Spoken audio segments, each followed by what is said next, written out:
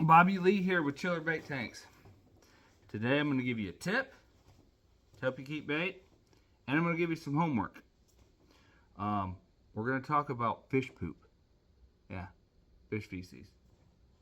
The most misunderstood aspect of keeping live bait in a closed system bait tank without freshwater exchange. You probably think that ammonia comes from fish poop, fish waste. And it does. That's 100% true. Eventually, in about 2 weeks.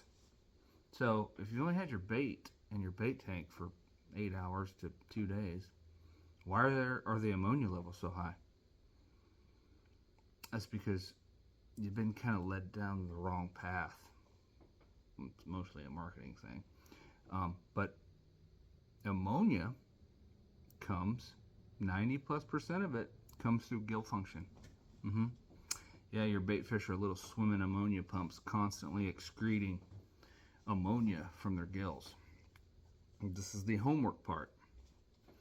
I want you to research and learn everything you can about bronchial excretion in freshwater fish. This is going to help you understand what's going on in your bait tank and why your ammonia levels are getting so high, and eventually your bait fish are succumbing to organ damage, because that's what it is. And there's a big difference in a bait that's clinging to life and a fresh live bait. So now you know, now you're armed with the knowledge that changing your filter is not enough. And now you know that your bait tank and your bait fish are swimming around excreting ammonia, and you can't see it and you can't mechanically filter it out. So what do? There's a few options. The best option, number one best option, partial water change. You'll hear me preach this all the time. There's no substitute for fresh water change, and these are controlled water changes, maintaining the proper salinity. That's best option number one. Number two, in addition to water changes, is using zeolite. You know, I tell people zeolite's a crutch. It's not a cure-all. You can't just put zeolite in your bait tank and, never change your water and keep bait for, 2 years. But them two together are a great combo. And then you're going to have all your chemicals.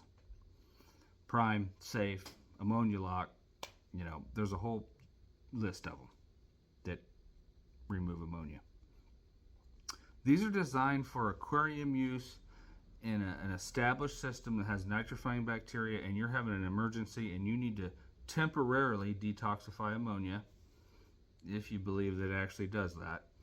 But in a bait tank, that's going to buy you an hour or two. It's not a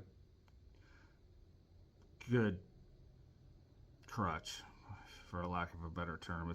It's a band-aid, if you will.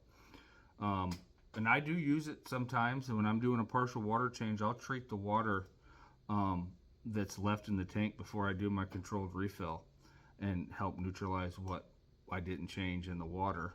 It's handy to have around because it also removes, like I mentioned in the last video, chlorine and chloramines.